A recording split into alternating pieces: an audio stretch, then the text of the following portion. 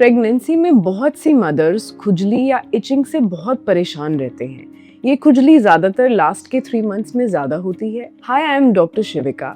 आज हम बात करते हैं कि क्या प्रेगनेंसी में ये खुजली या इचिंग नॉर्मल होती है या क्या ये किसी और कंडीशन या प्रॉब्लम का इंडिकेशन हो सकती है। नॉर्मली प्रेगनेंसी में जब बेबी पेट के अंदर बढ़ने लगता है सेकेंड ट्राइमेस्टर ऑनवर्ड्स, तो पेट की स्किन बहुत स्ट्रेच होती है। स्किन के फाइबर्स टूटते हैं, फैट डिपोजिशन हो जाता है, जिसकी वजह से स्किन में ड्राइनेस आती है और मोस्टली पेट के अराउंड खुजली होने लगती है। स्किन पे अच्छा मॉइस्चराइजर लगाने से और हाइड्रेशन मेंटेन करने से मोस्टली ये इचिंग कंट्रोल में आ जाती है। बट अगर ये इचिंग कंट्रोल नहीं होती है और बढ़ती चली जाती है, आपको बहुत परेशान करती है, डे टू डे एक्टिविटीज में इंटरफेयर करती है, तो ये एक सीरियस प्रॉब्लम जिसको हम प्रेगनेंसी में ऑब्स्टेट्रिक कोलेस्टेसिस कहते हैं, उसका भी इंडिकेशन हो सकता है। हमारे लिवर में एक सब्सटेंस बनता है जिसको बाइल सॉल्ट्स कहते हैं, जो इंटेस्टाइन के थ्रू हमारे फीसेस में एक्सक्रीट होते हैं। बट प्रेगनेंसी में ईस्ट्रोजन हार्मोन के कारण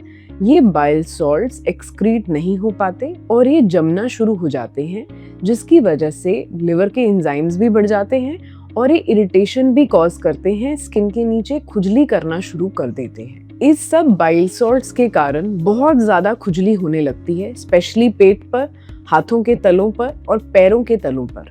और ये इचिंग बढ़कर होती है रात में और मॉइस्चराइजर लगाने पर भी आराम नहीं आता है। ऑब्स्टेट्रिक कोलेस्टेसिस को इसलिए डायग्नोज करना बहुत ज्यादा इम्पोर्टेंट है क्योंकि इससे बच्चे पर और मदर पर दोनों पर बहुत बुरा असर पड़ता है, क्योंकि खून का प्रवाह रुक जाता है, बाइल सॉल्ट्स जमने लगते हैं, बच्चे की ब्लड फ्लो भी रुकती है और बच्चा मदर के पेट में मेकोनियम पास कर देता है, जिससे बच्चे की धड़कन पर फर्क पड़ता है और कई केसेस में स्टिल बर्थ भी हो सकता है। इस कंडीशन को डायग्नोज करने के लिए डॉक्टर आपके लिवर फंक्शन टेस्ट करवाते हैं, गामा जीटी टेस्ट करवाते हैं और बाइल एसिड की टेस्टिंग करते हैं। और अगर तो ये सब एंजाइम्स बढ़ के आते हैं तो हमें ये ध्यान रखना है कि बच्चे की प्रेगनेंसी में मॉनिटरिंग बहुत अच्छे से करनी है, बार बार अल्ट्रासोनोग्राफी करवानी है और कलर डॉपलर टेस्टिंग करवानी है। बच्चे की हार्ट बीट पर बहुत ज़्यादा ध्यान रखना है और इस प्रेगनेंसी को डेट से आगे बढ़ने नहीं देना।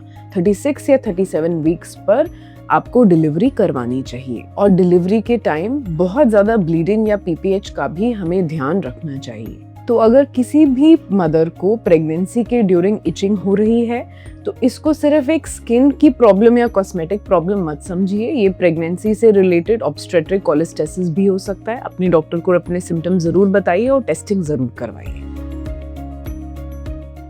Book a free consultation today.